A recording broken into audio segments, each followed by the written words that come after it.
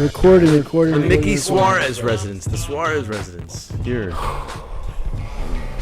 All right. Speak my reporter voice. All right. We're live. 6x6 podcast, episode 3. I'm still nervous. Hi. What's up, Mick? How's it going? It's good. It's good. We got the beautiful setup here in the Suarez residence. Welcome back to a baby photo of Mickey and Gator. So, I think it's pretty good. Welcome back to the 6x6 podcast, episode 3. 3 podcasts in, 3 months into the year. The year's flying by, let me say. I am sitting across from... Introduce yourself. My name's Victor Prieto. Went to high school with Mickey. I don't know how else you want to... I don't know how he's supposed to That's your entire claim to fame? That's your title? So if somebody asks you, like, who are you? You'd be like, I went to high school with Mickey? Yeah, you're pretty notable. People know you. No, my name's... name's... Who are you? Like, I give a synopsis. Victor, one little sentence. elevator pitch. Who is Victor? Victor Prieto, born and raised in Miami, Florida. I was 24 years old, and I'm a sports producer for Fox Fight Atlanta. And more importantly, my brother. Yes, sir. My metaphorical brother. My back. Oh, I thought you wanted to go. My friend. I hurt my back today. Welcome, Victor, to the podcast. Very happy to have you. You're another special case, kind of like Falk, because you helped me set all this up. You have some experience in production. Of course. So I've been waiting for this one, like, since the beginning. This is one that I marked off on my calendar. I was like, March is going to be a big one. I'm excited. I mean, to be here helping with the production was just like the old days. Mickey and I we go way back. In terms of, we're partners, you know? We're partners in crime, dynamic duo. And yeah, it was nice setting it back up. It was like my first time in the Suarez residence in a while. But Mickey and I won a national sports. Getting right into it, I see. So we did, like right there on the couch. Getting right into it. So we were going to get into this obviously, but me and Victor both have a background in video production. He's still more in it than I am. But we worked together mostly in high school, but then in college when he stuck with it, I helped him with a lot of projects, and obviously those are the ones that did the best because I was helping you. Mickey, most important. Like I just said, he has experience in video, and he can't even get his phone to record. Start again. So, I'm not starting again. Why not? No. We can't put all this stuff in there. Transition back in. So, sorry, technical difficulties will happen again. I blame Falk's equipment. So, me and Victor have worked together a lot, starting in high school, then into college. In college, I helped you with your projects, but you've also helped me with some of mine, just like you are right now. Of course. So, yeah, since you wanted to hop right into that, what's it like working with me? It's great to work with Mickey. You kidding me? Mickey and I have done a lot of projects together. It's funny seeing Mickey now in the last, 5 minutes I forgot, how you need someone to tell you to kind of calm down and Flustered. Just take a breath. Yeah, Mickey is very, is this set up? We make a checklist, we set it up, we get everything going, and we're a good combo because we have that. We think in very different ways, but we also creatively mesh well. We're a good combo. We did a lot of good stuff together. Let's go back to the beginning. I miss it. That was great. I miss you too, but we're going to come back to that because learning how to podcast in my first 2 episodes, something I do is I kind of jump ahead without giving the people watching a backstory of what we're talking about. Obviously, most people watching probably know you already, but this is Victor. We met in high school, and the question I'm going to ask everyone on the podcast is how we met exactly. So what's your recollection? Is there a specific day, or is it just Just a memory. Yeah, just an organization maybe. Damn. That's I don't know. When do you think, do you have that memory of when we... Well, obviously it was in CCNN. Yeah. So CCNN was our high school's broadcast club. We did all sorts of things from news packages to sporting events and sports packages and highlights and whatever. At that time, 14 years old, I wanted to be a sports broadcaster, I call NBA games. So I was I always was pretty good at thinking about the future because I was there's no way I'm going to be a football player. I wanted to be Luke Blosser. Miami Football Society, baby. But I was there's no way I can be an athlete. Look at me. So what's the next best thing? Calling the game. So that's why I joined CCNN. My first day in like the summer camp. I remember seeing you, but I don't remember anything else. I remember I had the England jacket on because Jake always reminds me. Jake had that bright green backpack. Yes, the Oregon Duck backpack. Yeah. Okay, so this is the summer going into freshman year of high school for me. Yeah, so for me, it was my sophomore year. Yeah. And for me, I hadn't done anything in CCN yet to that point. So this is like the summer camp to. Yeah. I can't believe there was a summer camp for this, but yeah, that's how they're the best. That's the best in the country. Like in sports, to get into competition shape before the season. That's what that summer camp was. So it was all the CCN kids, the teachers, little workshops, teaching us how to do everything that Victor still hasn't learned because look at him struggle over there. This is my fault. We're good. I got it. It's stuck. There, we're good. So that's my recollection. I don't have a specific moment like I do with some people, but obviously it was in that process. So what's your recollection? I definitely, obviously, when I think back of the memories, I think more of you and me when we had to take journalism, like senior year, or my senior year, your junior year. What else? Like you and me, and like with Alex, like in CCNN, like going to like games. Yeah, because you, me, and Alex were the ones that would go to like everything. So our jobs, like I'd say, freshman and sophomore year were. I mean, we'd go to every single football game and a lot of the sporting events, basically. Producing the sporting events for our high school. The live stream broadcast. So every football game. That's I think when we became friends. Like football games because we'd have to travel. We'd go. Yeah, we'd travel to Miami Jackson and Traz Powell and all these random schools around Miami and Florida, and we would get to games before the football team got there. We would literally get to the games like at 4:30, and they wouldn't start till 7:30. We had like 4 hours to set up, so we just chill and do nothing. And then that turned into like basketball games. I'm sure something else, and then I became friends with Mickey. He locked me in. Lucky you. He oh my God. He jumped into our lives, and he's never left since. You say like I'm a parasite. Yeah, so we just became friends doing CCNN sporting events, and then more things within the club from there, and then just I'd say school friends. We didn't really hang out a lot outside of school or like CCNN events. Yeah, but we always, I mean, we knew about each other's lives. Like, we'd always, but it was always, I remember there were like times, an in-school thing. Yeah, there were times that I would, like, see you guys sitting in your little picnic table. Yeah, that was our spot right outside the mosque. So I'd walk by and be like, I know Victor, I know Jake, I know Alex, and then that's why my Pancho. And then I'd sit there from time to time, but we never hung out outside of school. And then your senior year, I remember we didn't really like. I remember I would text you every now and then, but it was never anything like that. That gap. Before that, so then those are the dark we did ages. have journalism class together. Yeah. We did some projects together again. Yeah, so basically, Mickey, in CCNN, I basically had probably the two biggest collaborators were you and Chris, for sure, Who's and better? everything. Well, Chris, if I'm being honest. I had to. You're sitting in my house. Do you work for the Washington Post? Everybody go follow the Washington Post TikTok. The guy that runs it went to high school and middle school with Victor. Shout out Chris. Super random shout out that. But yeah, he those are and then Sebi. But Sebi was never really like collaborative. Sebi was my prodigy that just never turned out. Okay, you just come on my podcast and talk about other people like. I don't know. Yeah, talking about that was our journey. So we love worked Sebi. together. Shout out Sebi too. He's gonna graduate FSU. Shout out Sebi.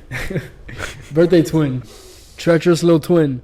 Yeah, so okay, but you gloss over, but Mickey glosses over himself. A lot of the reason our journey together was so strong is because what I was doing, you were doing on the side too. So Mickey created basically like this company. I don't even know what you want to describe it as. He was making money, and he would make videos and mixtapes and all these sort of. I actually did a story about Mickey my senior year. That was my final send-off. Should we link it below? What's it maybe? called? Yeah, you should put a little snippet of it. If anyone wants to see a mini documentary about me, put a little mini documentary. It was like about your host, It's linked below. That was my final story ever for CCNN. My senior year, I had to do something before we graduated. So I was and like, next to you, "Can I do a story about Mickey?" You're kind of interesting. But he basically had this whole thing where he would do stories about different athletes. He went to Coco like 4 times, like very far away, and did a story about Bruce Judson, which is eventually what we turned into a news story that ended up winning first place in the nation. That came out of nowhere. In sports feature, crazy. Mickey was a beast in high school, basically. And in high school, he would do a lot, but you were, and he stopped. No, I'm still mad at him. I mean, he shouldn't have stopped. But he did a lot of stuff in that journey of him doing all these videos with football players. You did it with CJ, Marco, and who else is Sean Davis and Brian Edwards. We came together and collaborated at Tropical. That was a fun one. I was my own company for football coverage. Was it called South Florida? South Florida Rising. South Florida Rising. There you go. I covered high school, college, NFL football all over Florida. Mostly South Florida, obviously. 7-on-7, high school, random people that wanted little videos. And obviously, I'm not going to lie, I was a beast at that time. Sure. And Victor helped me out a lot with that, obviously. So we got to collaborate a little more outside of school.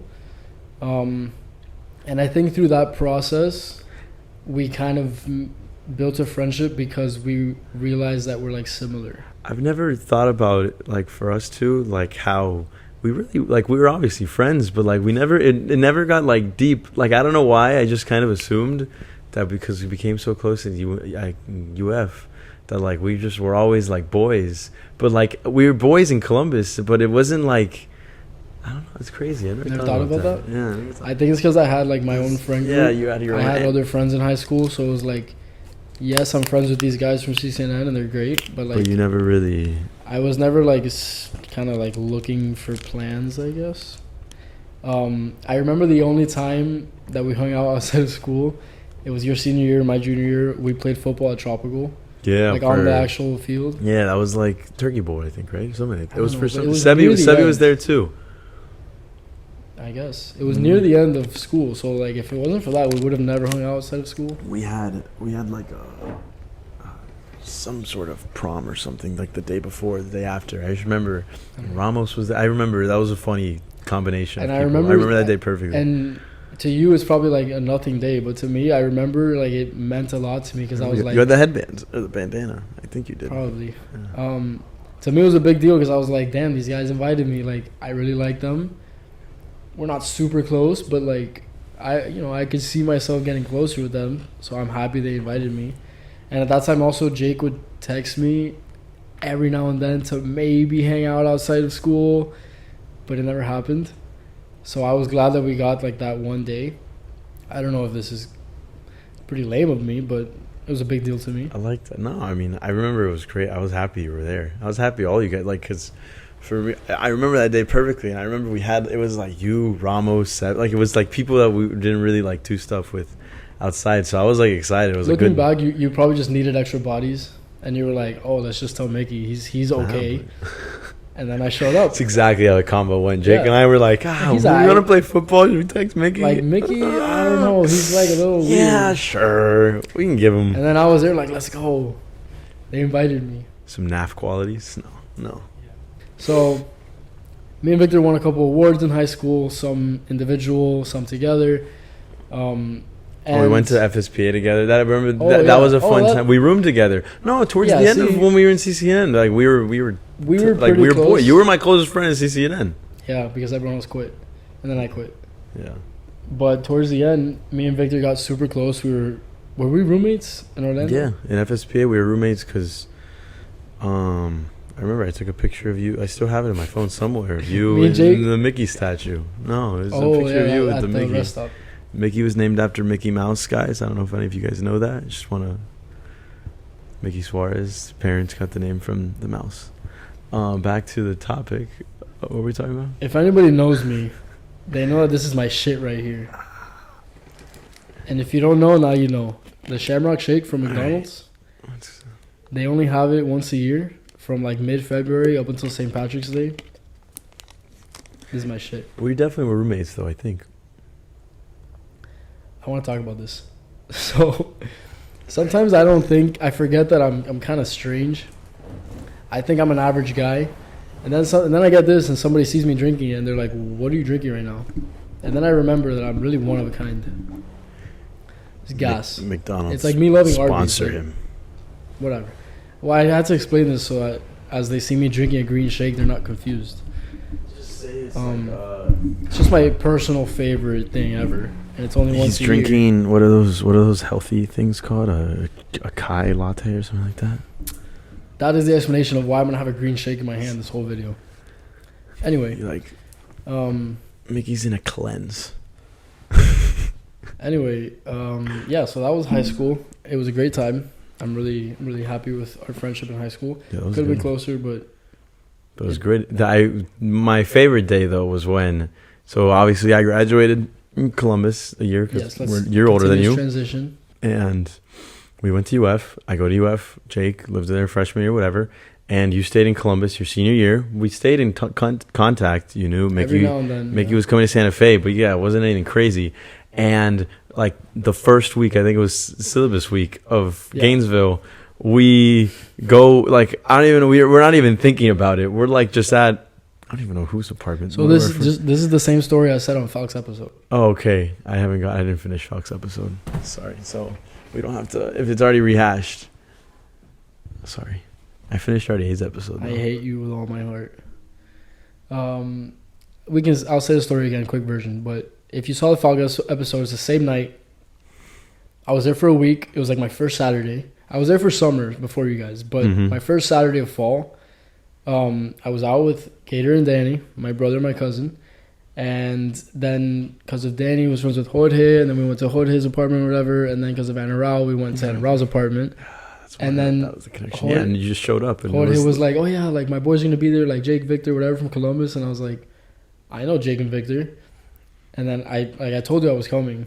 Mm-hmm. We saw him. We went crazy. Yeah. Then you came to our apartment, and then showed me your apartment. Mickey, and then you dropped us off out because Mickey wasn't going out that night. So then the next day, that whole night's documented on your vlog. I had this same conversation with Falk. That night, we like hung out for the first time, and that's the night that I met all the Belen guys. Mm-hmm. So I'll have to talk about this night again with a few other guests. Well, if you talk about our past friendships, this is kind of that night changed everything. Yeah. Like with you, Jake, Bunch, like everybody. Life changing. And then that's like the first night we hung out, and then you showed me your apartment that night, but there was like nothing going on. Mm-hmm. Then you were like, come over tomorrow. You met TP. Yeah. No, did we have TP at that point? Yeah, we did. Yes, you just got it. You had a T-boy. Oh no, we had him in freshman year. And then the next night you guys had like a pregame, and then you went out, and that was the sweaty night at Gold Room. Yes, exactly. Which I talked about all of this with Falk. That was the best. And I'll put another picture up. It's a top 5 night. I didn't go out. Gainesville. Yeah, that was legendary night. I drove all you guys in my Corolla. I gotta finish the Falk one. This is advice. If you're gonna come and be on my podcast, make sure you finish the previous episodes, so we don't have to do this again. It's good because maybe it's for the new viewers and the new listeners, they have to tee in so they can start and watch here, and then they can watch back. It's all good. But yeah, that was a fun night. Met Mickey, and then the rest is history. Mickey started hanging out with us. That night changed everything. That's when we started hanging out, really every weekend, and really every day at some point. Yeah, pretty much. Yeah, and I've said this. That night gave me my best friends for life. You guys I knew already, but we got closer, and then some other people. Yeah. Who might be on the podcast eventually. That was a good night. That's a good night. Socially, in terms of hanging out, like the rest of college is kind of what you would expect from college. We went out every weekend, every day, hung out all the time. Studied, went to class, worked hard. We studied together in the library. We used to volunteer. What was your favorite UF library? Probably Lib West. It's the only one basic. I know. Like some Atherley. I actually only went to Lib West twice. Fun fact. Communications majors, baby. The J school was great to study at. Yeah, so then other than like socially, that's kind of self-explanatory. Other than that, we were in the same college, the College of Journalism. Thus, we did a lot of projects together. We had similar teachers, similar courses. So we had we never took a class together though, which sucks. Because you were much smarter than me. Well, no, I tried to get you to take a class with me, but you refused because you didn't want to. What class? I don't know. I wanted you to take the spiker class with me, and you didn't. I guess I took it. It was still, you were still a freshman, so you wouldn't. Yeah, it wouldn't have made sense. Actually. I speak up. Sorry. No, I mean, I don't know. What classes did I try? I tried to get you to take some classes with me, and you didn't want to. We had similar. But yeah, vibes. exactly. It was good. It worked out.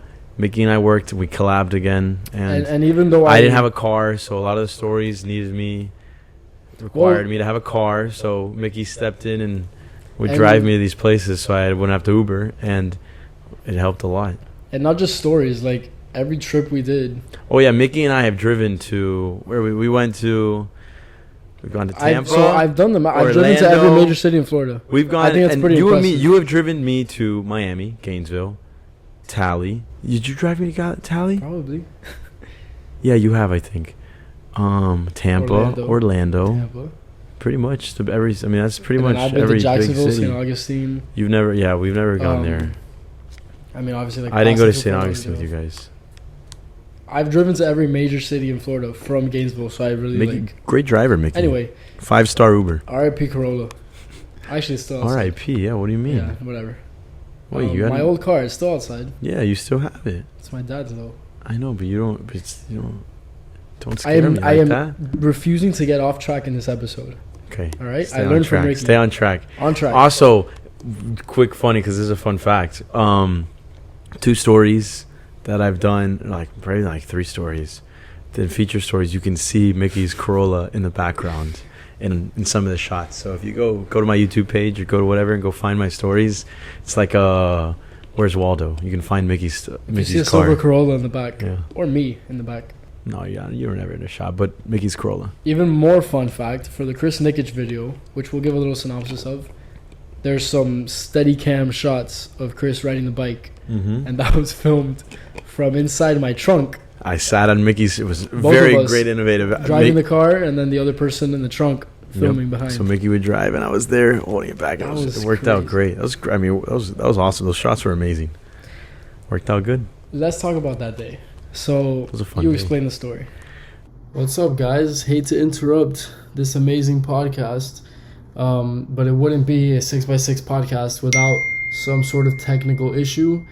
So unfortunately, for the next 30 minutes, my video cut off. My camera stopped recording. So you're going to be able to hear me but not see me. Don't worry, you'll still be able to see Victor. So I put just like a screenshot of me every time I talk. If you're only listening to the podcast and you're driving or something, then it shouldn't bother you too much. If you're watching me, then I'm really sorry. You get to see the same face for the next 30 minutes. But, we're just working to get better. So I apologize. Good luck the rest of the video. So Chris Nikic, he is the first person with Down syndrome to race in an Ironman. Guy is still going. Everybody, if you are watching this right now, pause it, go look him up on Instagram, and go follow him because he's like the best follow ever. He's literally the most inspiring person probably. The guy's a beast. So basically, I found the story. He was in Orlando. We were in Gainesville, and he was on that journey to be a race in the Ironman. He was training up for it. So I reached out and I was like, hey, I would love to do a story about it. And they were super nice. Imagine I'm a UF junior. I'm a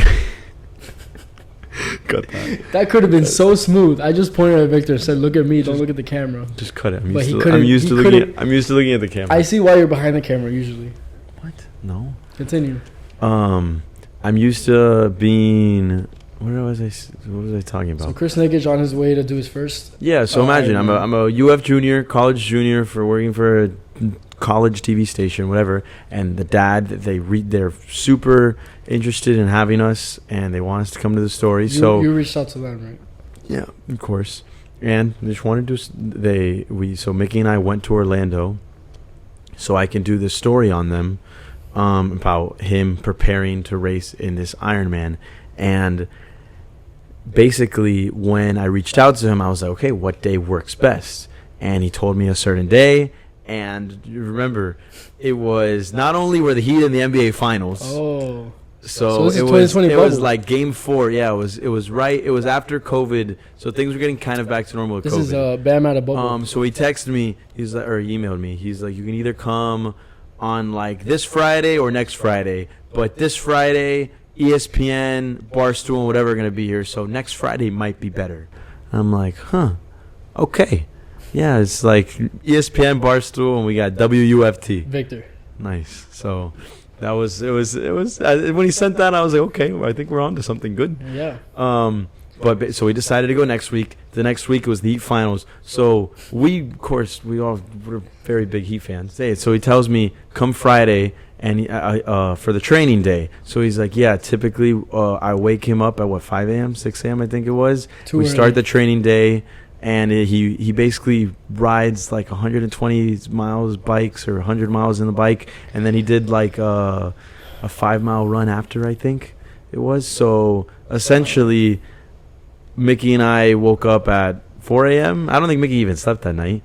I slept in Jake's bed, actually. Yeah, that's what it was. You slept in Jake's bed. I probably slept 2 hours. Exactly. Drive to Orlando, get there.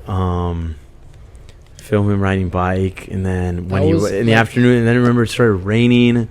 That was the same day UF played Texas A&M at A&M, and Marco Wilson, remember they lost, and it was a huge loss.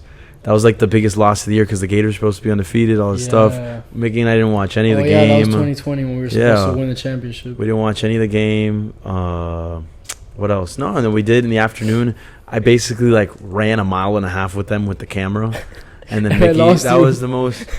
So they basically, I have to film them running, right? Because I have to get the footage. So they start on this run. It's like a group of them that they have, and I'm trying to get footage of my little gimbal. So I'm running with a camera with them, basically just jogging with them. I would get tired because I would try to keep up with them, and I couldn't. The plan was probably to like run for a little bit. Yeah, and to get in your car, and that's what we did. So Mickey would follow me in his car, and I would get in. When I got tired, I would get in the car. We'd drive ahead of them, and then when I would get like ready to run again, I would get out, kind of set up shots, see whatever, and then run a little bit for them. And at one point, Mickey took a wrong turn. He got lost. You gonna blame me like that? Yeah, I got lost. Who knows where you guys went? I know, we didn't know the track. It's not your fault. They probably took a turn. No, they went in somewhere that I couldn't drive. Yeah. So I couldn't, and then that's why I got lost. And then you had to turn around. Yeah. And then, so I was literally running for like a mile. So with them. Victor, I was so tired. Was not planning on running like 2 miles that day, but he did. I got my workout in. And you were calling me so annoyed. You were like so frustrated. I was just like tired. I was like, Mickey, where are you? I can't keep up with because I couldn't keep up with them. I had a massive camera with me. You did not practice for that. No. Also, like 2 hours of sleep. Footage came out good. No, it was. What I remember about shooting that. Which, the only reason we're getting deep into this is because that video ended up winning a lot of awards. Chris Nikic blew up after that. He was on ESPN. He ended up competing in a bunch of competitions. And this was really early in his, popularity. So this video did a lot for Victor and for Chris and for us. Yeah, for UF. Friends. I mean, it won. It was one of the first videos that I won a lot of stuff for. Yeah. So what I remember about that day is, since it started so early, by the time we were getting breakfast at like 11 a.m., we had already been filming. We went to Waffle House. Yeah. Oh, and then Mickey and I, we can get into that after. Me and Victor, whatever. Every time we filmed something, we would go to Waffle House. Yeah, anytime. It's a tradition, but... And of course, I have to treat him because he drives me. Yeah, you would drive me, so it would help, of course. So I remember that day. That day we got breakfast at Waffle House, and we sat down at Waffle House, barely slept. We were already filming for like 5 hours somehow, and it was only 11 a.m. Yeah. And I remember just like staring at my waffle and just being like, what is going on? Like, I did not feel like my soul was in my body. I was like, it's only 11 a.m. Can you imagine? What are we doing? And what he was like, what they were going through training, just riding bikes. Yeah, we left while he was riding. We came back and they're still riding.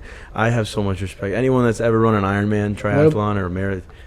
Mickey, what about half marathon? Half marathon. Mickey, you're going to get there. But I have so much respect. Those people it's incredible. So that video did a lot for your career and for our friendship. That's probably the biggest one that we did together. Another fun story from that, and I know we're talking about this a lot. We're going to wrap it up now. I had a class after Victor graduated. where a teacher came in to give like a guest talk, and he was like, let me show you guys a video that one of my students did. Basically, you guys should all try to be like this. This video is amazing. I'm sitting in the back of the class.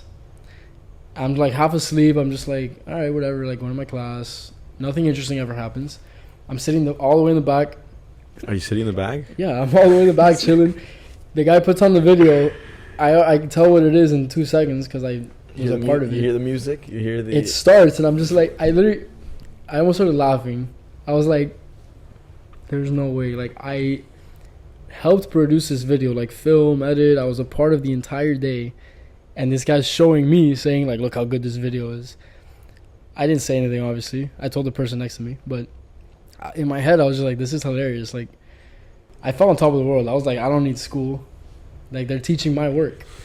So that's a fun... I remember when I showed you the first cut, you were like, what could we... Like, you went through all, like, the little... You gave me good tips. Yeah, we did it together. And that story, I knew was going to be good, like, from before, because it's just such a good story that I knew was going to blow up. Last thought on Chris Nikic.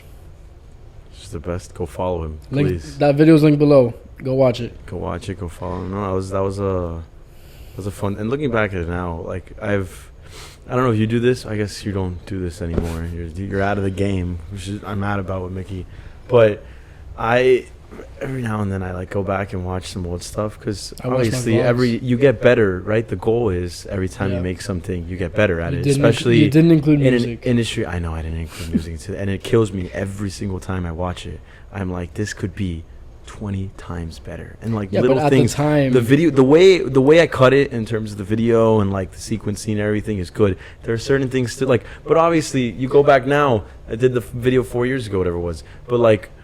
I don't know. I feel like creatively, when you go back, there are little things that like little tiny things make such a difference. But and I go back and I look at things and I'm like, I wonder if I did this. Like, why did I do this and that? It's like, and you can make it so much better. But that's the point. Like, you learn from every video, and you're never gonna be perfect. But at some point, like, you pick up everything from your entire career, and by the time you're at whatever place, like, you've learned so much from your own mistakes. Of course. And that's the point. And we learned, and we did great on Regas. Everyone loved the Regas story.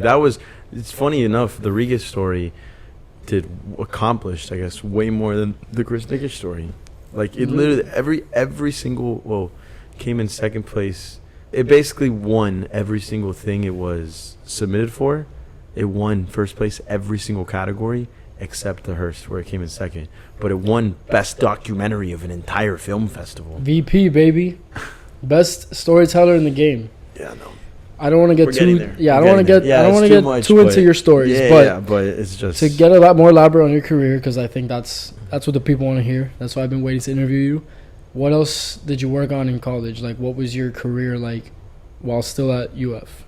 I mean, the best part about being at UF in the way, because UF has one of the best journalism schools in the country. Go Gators. And really, they're really improving their sports program. And when you think of sports journalism, a lot of the time it's typically Syracuse, Northwestern, and just right, guys. When you think of sports journalism, Northwestern. Guys, Arizona State. At home, comment your top 4 sports journalism programs. Everyone, what's your Mount Rushmore? Sports journalism schools. Come on, we all know who you're gonna say. Syracuse, Northwestern. No, but it's so. But you better start looking at Gainesville, Florida, to take that 4th spot. That's what Victor's saying. Jeff Darlington, Laura Rutledge, Aaron Andrews, Victor Prieto, Mickey Suarez. Victor Prieto. Bam. Just gonna throw our names in there. All right. So can't forget Mickey Suarez, though. Gator Suarez. Oh, Gator Suarez. Legends. But basically, the program I had, the program gave me a lot of flexibility to do what I wanted to do. What I wanted to do was do those in-depth stories, like the Chris Nikic, like the Regas story, other ones that we were able to do, and be able to share those stories. Not just, I mean, if you wanted to do something else, if you wanted to be a play-by-play guy, they had those opportunities to be a play-by-play guy. So they just had a lot of those opportunities around, and I was very fortunate that the teachers and advisors let me do that. They trusted your vision. Yeah, they trusted me, and it was from learning from when we were in CCNN. When I got there, I basically already knew have to. Yeah.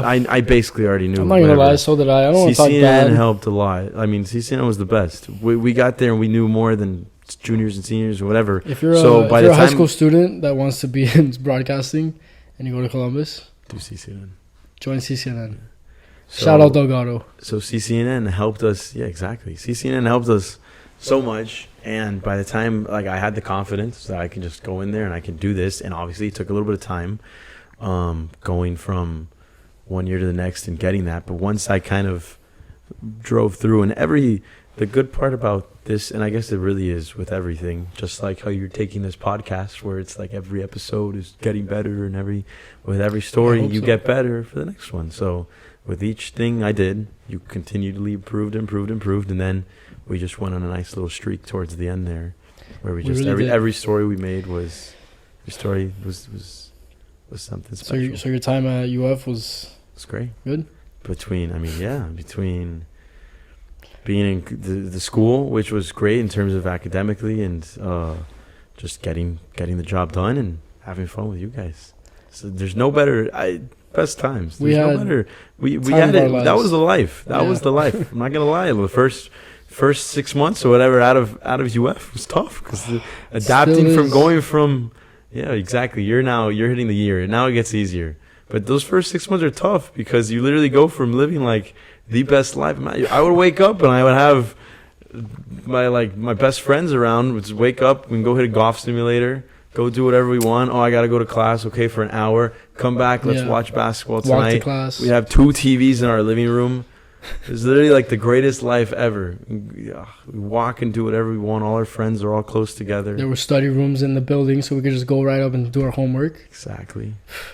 That was the best. Victor was one of the only 2 other real Gator fans in the group. We're surrounded by. I swear we're gonna get. I knew this was coming. I knew this was coming. He wore that shirt for a reason. I got it at Macy's. Looks cool, right? Yeah, we're surrounded by UM fans. So we were surrounded. We were surrounded by Canes fans our entire. So Mickey and I bonded over our Gator love. Yes, that's another good thing. We were the only true Gator fans. But college was the time of our lives. We can all agree on that. That was good. It was a lot of fun, and what was important was everything we did there set us up to move forward and get jobs where we needed to get jobs. So, great transition. That's my boy. This guy does this for a living. So you graduate UF. Top 4 journalism program in the country. You absolutely kill it there. You're a legend in the UFJ school still. Your picture's up on the wall. You absolutely killed it there. That's what other people say, not me. Then you graduate and you go where? I went to Nashville, Tennessee. So I got accepted in the sports journalism too, but whatever, did an internship in Nashville with the Tennessean, which is like their. We visited him in Tennessee. It's the US part of the USA Today, so it's like their digital. It's a newspaper, but it's digital. They say Nashville's the New York of the South. Nashville's great. Is that true? Nashville was a lot of fun. I loved it. So that was a great time. We visited you there. That was fun. That was a fun time too, Nashville, and then you were there for a summer, right? Yeah, one summer, like 3 months, and then I went to Atlanta to work with Fox 5 Atlanta. You were in Tennessee for 3 months, and we visited you. You were in Atlanta for like 2 years, and I never visited you. Yeah, what's up with that? Classic. Well, I was graduating now I'm on a tight budget. Got a job and stuff, so. Tight budget. So yeah, you went to Atlanta after Nashville. How was your job? What was that like? It's great. I was covering the Falcons and obviously other Atlanta sports, but mainly the Falcons, and travel to every road game. The Falcons, the last 2 seasons, have played 17 games each, so 34 games. I think I've been to 30 of the 34. Wow. Or no, plus preseason. So probably around like 30. I've probably been around like 34 to 38 games, so I know a thing or two about the Falcons now. You are living my former dream. I know. And we've talked about this, but my dream... You're a chump for giving up on it. Still never going to let you... Did you guys hear that? He said chump. My dream from high school up until into college was to shoot video, do creative video work for a football team. Ideally, like the Dolphins or something. But my dream was to be on the NFL sideline, shooting the game, making cool edits of the game, being around the team and all that. That was my dream for the longest time. And that was never really your dream. Like, your dream is more the storytelling, the reporting, and mine was the shooting and editing. And when I kind of left that world, you went into it in a way, like, exactly how I wanted to do it. And I don't think it was, like, on purpose, and it wasn't in one day. But next thing you knew, like, you were literally living my dream. So that was, like, it wasn't on purpose. It just happened. Yeah. So, I mean, one thing with Todd and CCN, and obviously what I had to do in UF when I told these stories was learn how to do everything. Shoot, edit, to be a storyteller, be a reporter. And that was one of the reasons I got this job in Atlanta, is because they valued the shooting aspect of what I did and everything like that. So I got there, and literally the first week I was there, they were like, all right, here's a camera, you're shooting. I had never shot a UF game. I've never shot a football game on the sideline. I had been on the sideline during Gator games my freshman year like 2 or 3 times, but I never shot. I was just helping. all I was doing. Yeah, exactly. And they were like, here you go, you're on an NFL sideline shooting a game. I was like, oh my God, this is different. Electric. And now take some learning. There's a little learning curve, and at first I probably wasn't the best. But I would say now I've gotten much, much better. And you can see it if you want to watch one of my last pieces. Go watch Hope on my Twitter or YouTube page. It's my video essay on the Falcons, and it's all shots. Yeah, there we go. You get it all out at once. Cut. Plug all your stuff. Go. Yeah, there you go. Just go Look watch into it. the Check camera. it out. This camera, that camera, this camera. Which camera do you want me to talk to? What do you got going on in your life? Actually, we'll do it at the end. So, you're living the dream, covering the Falcons for Fox 5 Atlanta. How was the city of Atlanta? How'd you like living there? It's been good. I really like it. Really? My brother's there. Yeah.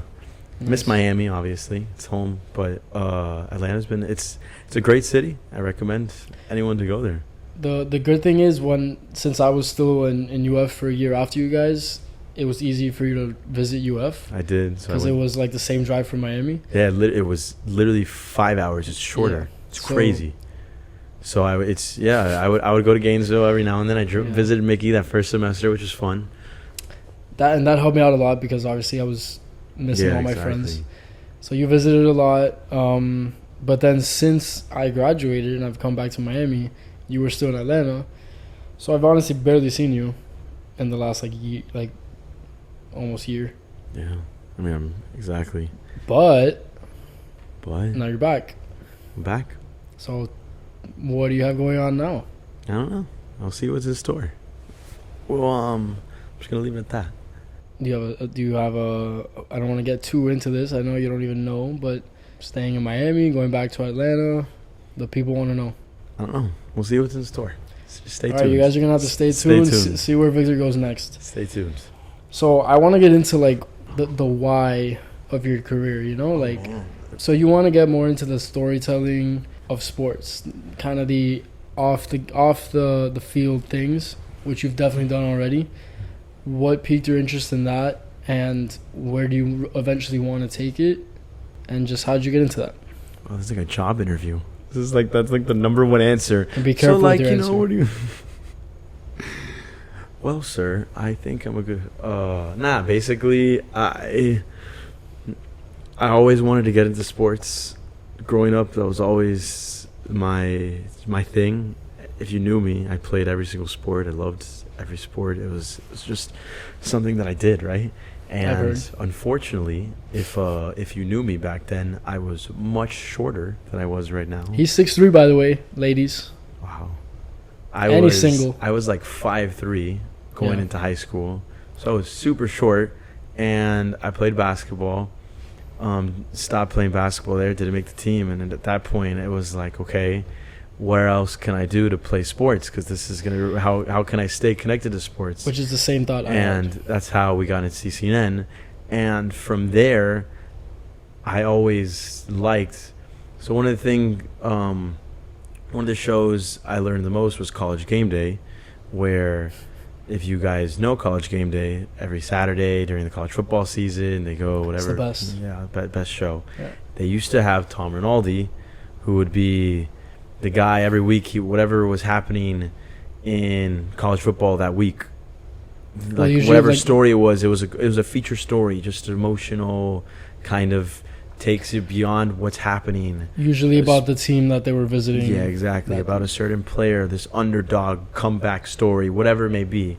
And those are the stories. That's when I first kind of got into it.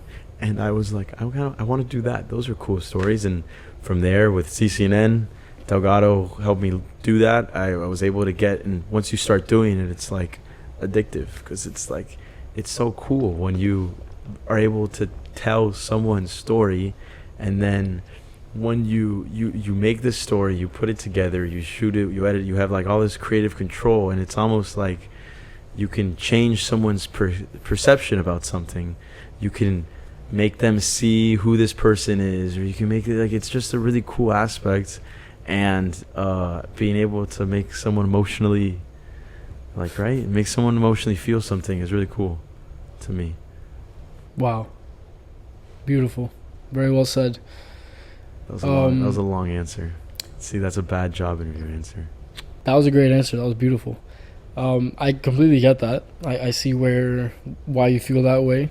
And Tom Rinaldi, we won't get too into him, but he's always been your idol, and who you want to emulate, and you've developed sort of a relationship with him. He's become, like a mentor.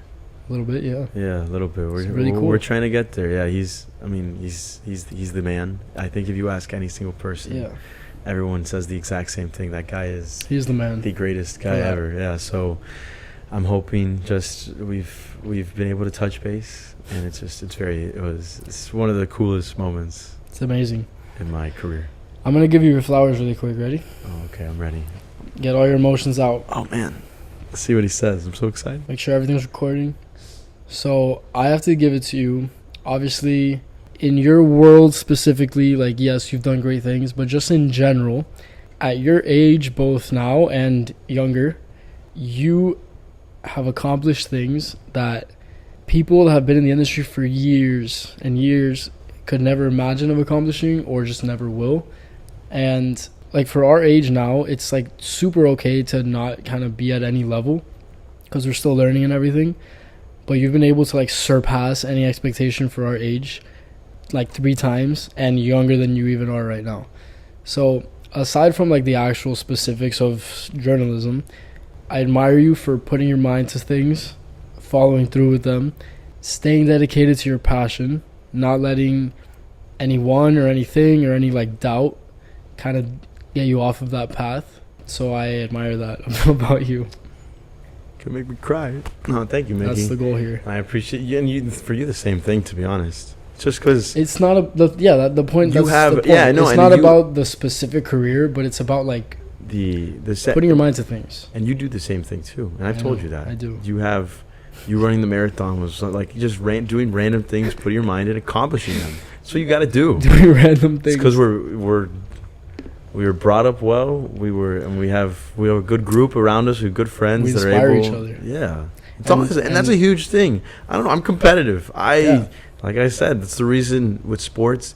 I'm a sore loser, to be honest. I'm very competitive. I like to win, and I like to be better than other people. So it's when you surround yourselves with other people that are good. No, but it's not. That's what motivates you to get better. That's how you got to do it. So if I have someone who's my best friend who is smart and he has a 3.9 GPA, I want to be better than him. That's exactly how it is in sports. I thought you were talking about me for a second, but clearly you're not.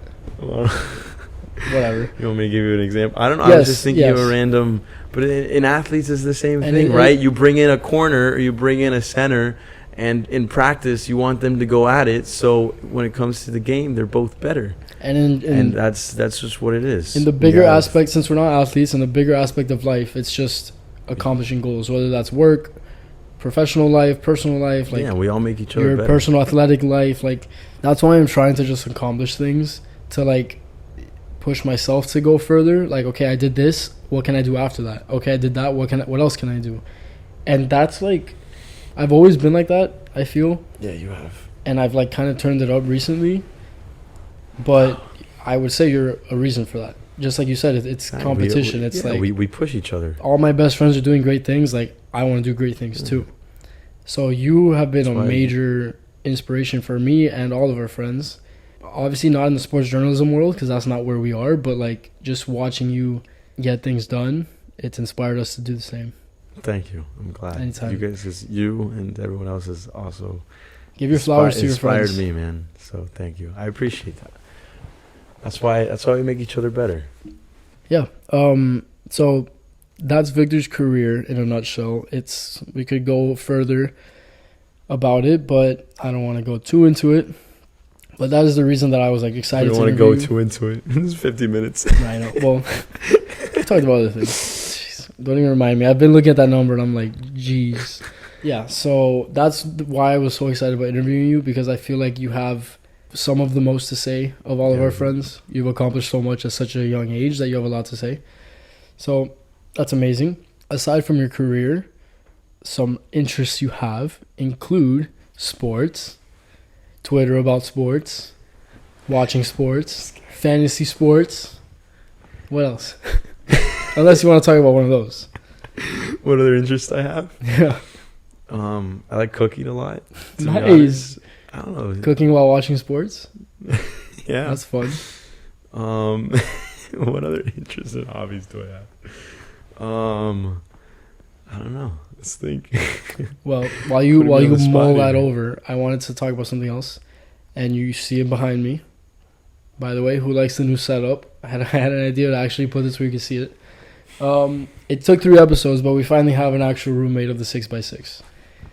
And it took the entire episode, but we're finally addressing that. 6x6. So Macy's. Macy's is selling 6x6 merch now, everybody. I've explained 24 to 20. I've explained the homework. 6x6 from my point of view and the other 2 guests, but as the first guest who actually lived in the apartment and was a part of like the core 6x6, what's your opinion on it? I don't know. I don't want to like a life-changing group of family. That's what it is. It's really, I don't know how to make it. I don't want to sound cringe, but it's like cringe. I mean, you have.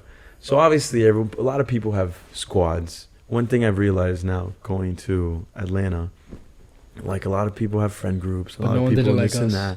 No. But it's just like you when you leave, you realize you take for granted things you take for granted when you're in the moment, and like the fact that we met each other in high school, so that's like whatever.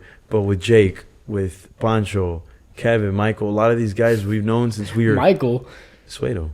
Yeah, well, I've never heard anyone call him Michael. I know, sorry. Jeez, literally. We've known him since we were pre-K4 kindergarten. The fact that we've like just all stayed together the entire time, it's like we all know each other so well. It's like we're all bro. It really is the best. And I would say like you said, you've really known like the 6x6 your entire life. But I would say from watching from like outside that group that everyone got closer in college. Oh yeah, well, of course. So like I mean, you knew these people. With Kevin and Suedo, Jake and I, so with Kevin and Suedo, our relationship is that I played basketball and I played sports. Kevin's dad was my coach in basically everything from like I could like hold a baseball bat to basically like, I don't know, like 8th grade. So like obviously we're always connected. They left St. Thomas though early. They went to Belen. And when they left, we would play sports and we still did whatever, but it was different. We didn't go to the same school and stuff. And at that time, it's not like we didn't have phones. We didn't have like, so you don't really connect like that. And throughout high school, we would like see him and it was one of those things where it was like, oh, what's up? But it wasn't like, we were like catching up, talking for 45 minutes. Like it wasn't, but we got to UF and it was like that. Everyone was back to normal. Snap again for the people at home. All right. That's a good. Continue. No, it was just, boy, 6x6 is, and then it's everything, man. From there, so again, 6x6, 6 beds, 6 bathrooms. Victor's one of the bathrooms. So you're one of the core members, I'd say. But again, it grew to be so much bigger. Which it grew to be like our friend group in general. Then it grew to be other people we know from back home. Then it grew to be people we know from UF. And then it grew to be family members of everybody. And like, get it, just keep growing. 6x6 is 1,000 people now. 6x6 is everything. It's a business. Yeah. I just think it's like such a good way of encompassing like what started as a small friend group, which became something so much bigger. Yeah, it's so much more. Which is stupid, but it's so stupid, like super stupid. But you know that's how you gotta make it. No, we're super lame, but I don't care. And it's something that went past college. What's life like if what's it called? What is This is gonna be good. Yeah. What's your favorite show? Your favorite show? It. You know what I'm talking You're about. Almost you know there. what I'm talking about. You hit me. It's Barney, right? What is it? What life? No, I'm gonna butcher the quote. Come I don't want on, to butcher. You got it. You say You're almost there. I have no idea what you're talking about. Yeah, you do. Which one? How I Met Your Mother. Barney Stinson. He says, "I want to butcher the quote. Give me a sec. We don't have time for this, Victor. Oh, the pain of discipline and the pain of regret. No, not that. That's 3 for 3. I've mentioned it in every episode so far. Whatever you do in this life, it's not legendary unless your friends are there to see it. There you go. Victor Prieto. Barney Stinson. How I Met It's true. Mickey's favorite show of all time, everybody. How I Met Your Mother is the greatest show of all time. Gotta have the family. Yeah, it's true, I guess. And it's something that like went past college, and we're still like so young that, you know, we still need to see that out.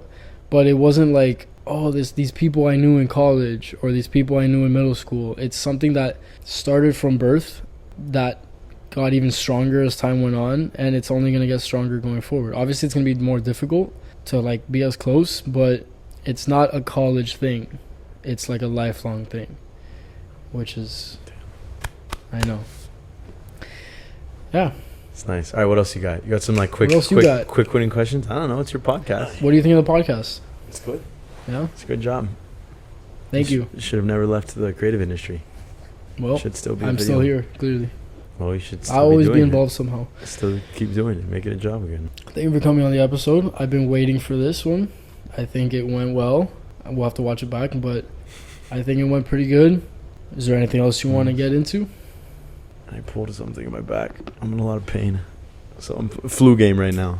Getting through this. Nah, okay, but what is it? So you started this podcast. Why? Is that still on? Quick.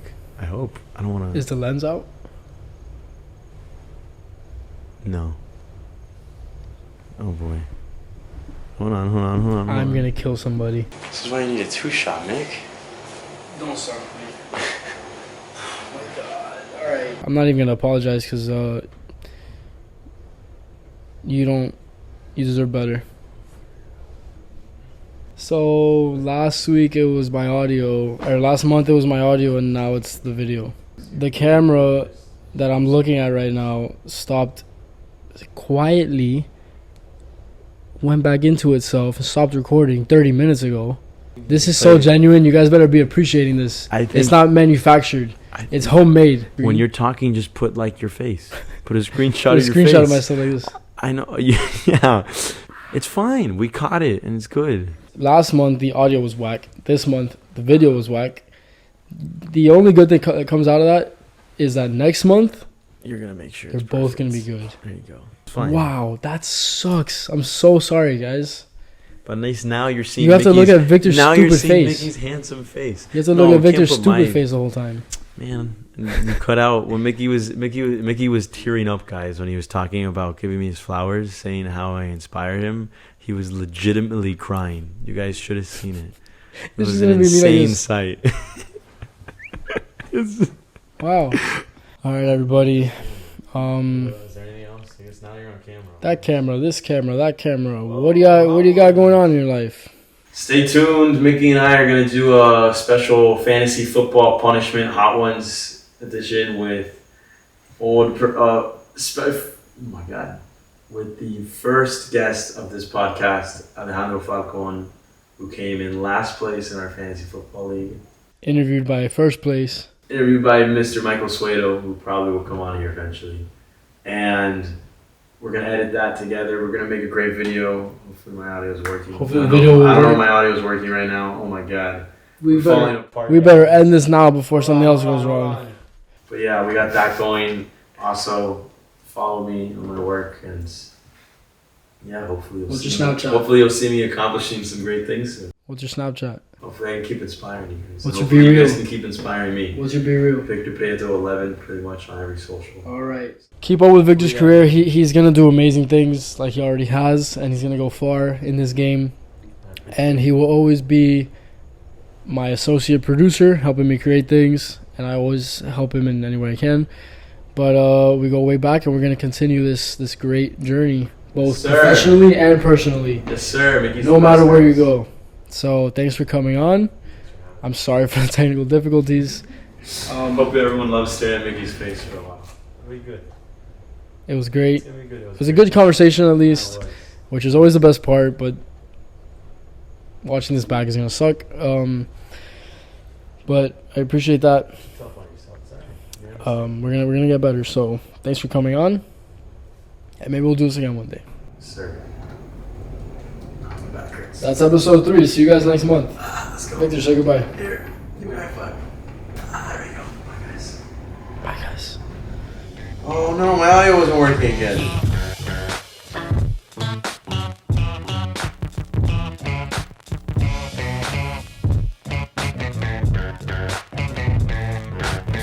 Oh my god. It's good. Who told me to start a podcast? It's good. I don't know. I actually wanted to ask you that. Tess. All right, go.